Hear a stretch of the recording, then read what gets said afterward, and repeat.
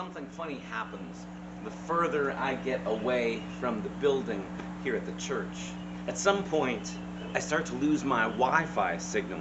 We've got internet, mobile internet, Wi-Fi throughout the church building, and it's strongest over by the offices. Makes sense, that's where we most frequently need it. And the further and further away you get, at some point, you're away from where the network is. You don't get the signal anymore. And all of a sudden, all the amazing things that you can do on a personal computer or a smartphone, all of a sudden those are cut off when you are outside the realm of the Wi-Fi network. It's one of those realities that we've come to get used to in the 21st century, that you've got to be, whenever you're in a new place, what's the Wi-Fi password so I can connect into the internet? And amazingly, of course, with these devices we have that we carry around with us wherever we go, we have more computing power there in our pockets than the astronauts who went to the moon had in the Apollo capsule, right? I mean, it's amazing what we have access to, the information and the knowledge, all the sort of random curious questions and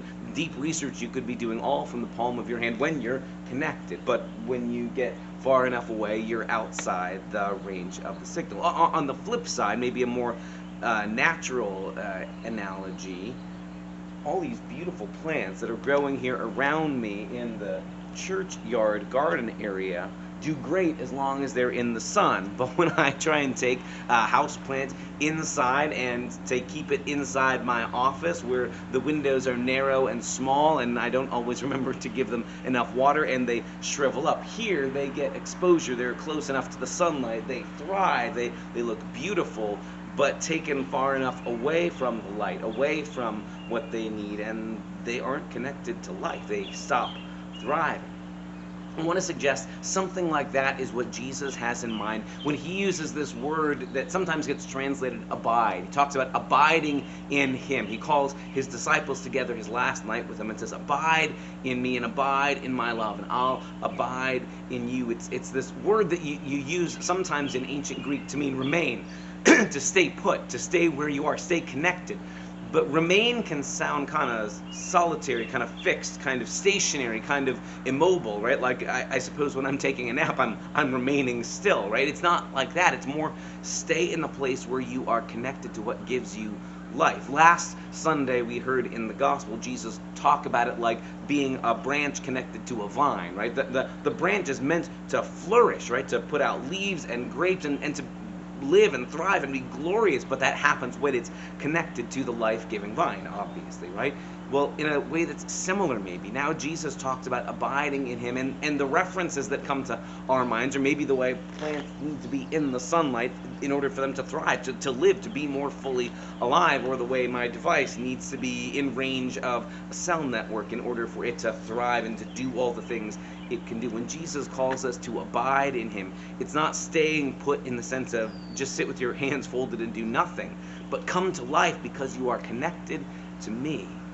Jesus invites us to abide, to stay connected to, and therefore to come more lively in his love, so that his way of loving us becomes our way of loving one another, so that God's way of loving Jesus flows through us, and we become God's beloved, and we become the people through whom God's love touches everywhere else. That's what we're called to stay connected in. Other things will change, even in our life together. This coming Sunday here at Community of Christ, we're celebrating 50 years as a congregation, of the big old celebration, and guests from our past and faces from the present, and hopefully you can join us as well. And for all the things that we remember and celebrate and do on this 50th anniversary occasion, at the heart of it is this call from Jesus to abide, to stay connected in the place, among the people, among the God who brings us to life. In 50 years here, there have been an awful lot of things that have changed over the years. 50 years ago, there was no building here. This was an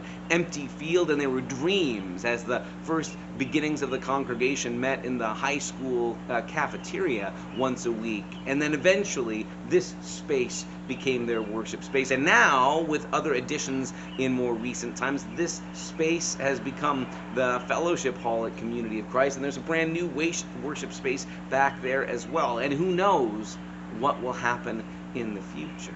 the change will happen. Abiding doesn't mean nothing changes. Remaining in Jesus doesn't mean that nothing ever changes. It means we stay connected to Jesus. He becomes our constant, and then we can grow and change and thrive in a million different new ways. That's the adventure. So when we hear this week, Jesus' invitation is calling to us to abide in Him, to stay put in Him. Think of it like if you're connected to the network, stay put there. You got a good signal. Now think of all the things you can do because you're connected. Or it's like telling the plant, good, you're in the sunlight, stay put and aim your leaves toward the sunlight so you can be alive and thrive and put forth flowers and fruit and be what you were meant to be. That's the calling. That's the invitation. We'll hear it this coming Sunday, and hopefully we'll live it out for generations to come.